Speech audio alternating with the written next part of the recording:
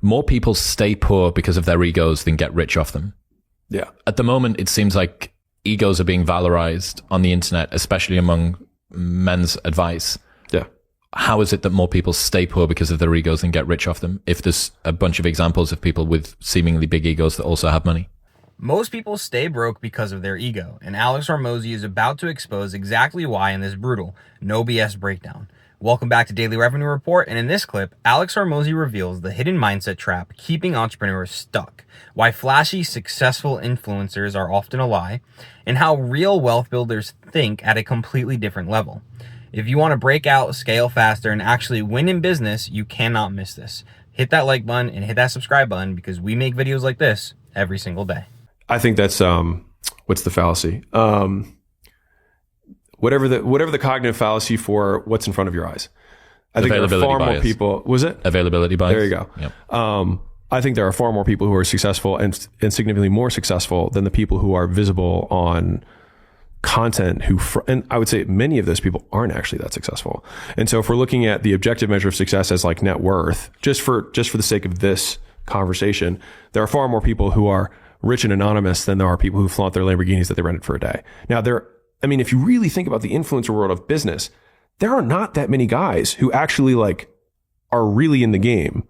Like most of those guys sell something from their platform about building a platform. Like that's 90, not even 95. It's probably like 98, 99%.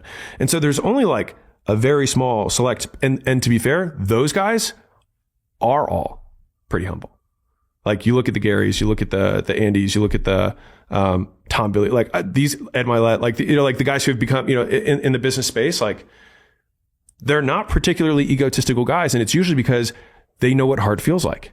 It is interesting how all the guys who are selling courses on how to sell courses or selling coaching services, Wes Watson, on how to coach people and make money coaching people, teaching people how to set up their own coaching businesses. They're all the flashy guys. They're the guys who rent out or finance or lease the Lamborghini and post it every single day on their stories. But the guys at the top, like Alex and Gary Vee and Ed Milet and Andy Frisella, sure, they do have some nice things that they buy, but these guys are more humble than all of these guys who are flashing on the internet. And they have way more money than those guys flashing on the internet.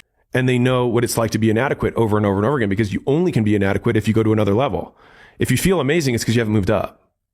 Does that mean that if somebody wants to be successful and they feel like they've still got an ego, that they need to do some work on dissolving that?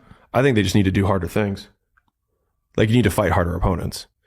Like because the only way that you in this can, little pool. The only way you can maintain an ego is by believing that you're a big fish in a little pond. Right. Or it's a big delusion. fish in whatever size pond you think it is. And if you're a big fish, you're not in a big enough pond. It's totally delusion.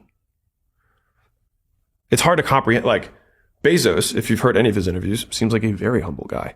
But like you could have 100 billionaires in a room and he is worth the same amount as them.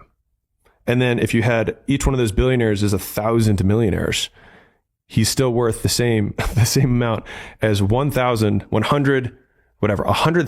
millionaires and then him. So like there's just levels to it. And I think the moment you get to ego is the moment you stop growing, because you feel like you beat the level, but you just keep repeating the level rather than moving up, because there is a harder boss and they just haven't faced it yet. Imagine if you started training to box, and you're training, you're being coached, you're practicing every single day, you're getting better, hitting the bag, doing drills, working on your cardio, working on your footwork, working on your everything, right? And then you go to the local gym and all your opponents are 12-year-olds who haven't been training for more than 6 months. And you just beat the crap out of them. Now, in this scenario, it's obvious why, but in business, it's not so obvious. So if you're just beating the crap out of these little guys, these businesses who are not so experienced, and you just have this ego, like, man, I'm making all this money, I'm so much better than all these people. Well, when you go out and you try to compete against an actual business owner, a guy making way more, who's way better than you, and you get punched in the face, metaphorically speaking, you're going to realize you're not as good as you think. And that's what creates humility. I suppose it's an easy way, if you were going to a karate class, but you decided instead of going to the adult one to go to the one that's under 11s. Yeah. And you're going to kick the fuck out of all of these. Yeah. all And of you these video kids. it and you're like, look at me. And it just happens to be that they're the same size as you. And like, just Yes. imagine they're like dumb on the inside, but they're adult size and you're kicking the shit out of them. It's like, yeah, do it to Jones. Yeah. Right? Like, not going to happen. Yeah. And so, like, I'm going to But say it's this. just- Yeah. go ahead. I'm just trying to say this the way that I take this the way I mean it. I get comments from people who are like, love your humility, Alex. And like, I don't think I'm that humble of a guy, being real, at least internally in my own head. But I am reminded daily of my inadequacy on the business game, because like right now we've moved up a level in terms of like now we're doing deals. Now we're investing in companies. We're taking on big risk. We're writing checks, like another level of the game than just owning one. Not to say that owning one business and growing it is not hard. It absolutely is a different kind of hard. But like I'm getting into this game and I'm absolutely the small fish. Like Warren Buffett made $90 billion on the trade he made in Apple in 2020. One move. Right. And so I'm like, I am entering into a, like, how could I say that I'm good? Like, even if I was exceptional, it's still going to take 20 years to prove it. What Alex is saying and what he's implying is that if you ever feel like your ego is getting too big, if you're ever feeling more confident than your skills can actually back up, or if you're just not being humble enough, just play bigger games, fight bigger opponents. Alex Hormozi is worth hundreds of millions of dollars, maybe even $1 billion at this point. And he's on a trajectory to be one of the wealthiest people in the world. But he doesn't look at me and he's like, I'm amazing compared to this guy who will only make so much money.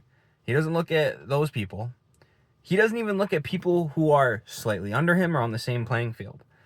He's looking at people like Warren Buffett and Jeff Bezos and saying, if Warren Buffett can make $90 billion in one trade, I am nothing. And that mindset is what's going to get him to a Warren Buffett level. So like, I can't say anything. And by that point, I'll probably have other guys who are fucking titans at that point to remind me of the fact that I'm not as good as them. So in your estimation, is the presence of an ego something which artificially limits the size of the vision of how high you want to climb? Yeah, 100%. And because you can't both say that you cannot admit deficits and say you're awesome at the same time, in my opinion. Like, I can't say like, I suck at all these things and then also be like, I'm the best. Like, you can't do it. You either like, you suck at all these things. And I think it's the Dunning-Kruger effect, which is like, the more you learn about something, the more you realize you don't know. And so I think that if you have a tiny subset of things that you are studying and a tiny subset of people you're comparing yourself to, then it's really easy to feel awesome about yourself. But if you compare yourself to, I compare myself every day to Warren Buffett. And like, him and Munger are like my heroes, mostly because the way they lived life and what they like, just everything about the way they lived is something that I just love. And like, I have Buffett's net worth by age tracked, and I have like mine tracked, and I'm like, all right, just gotta stay above that line. And Are you above it? He's got Are you a big above it at the moment? I am right now, but like I had like his world was different. Yeah. Like Warren didn't have Warren to learn from. If that just hit your ego a little, good. That's exactly why Alex Hormozi says growth only happens when you face bigger challenges and stop playing small.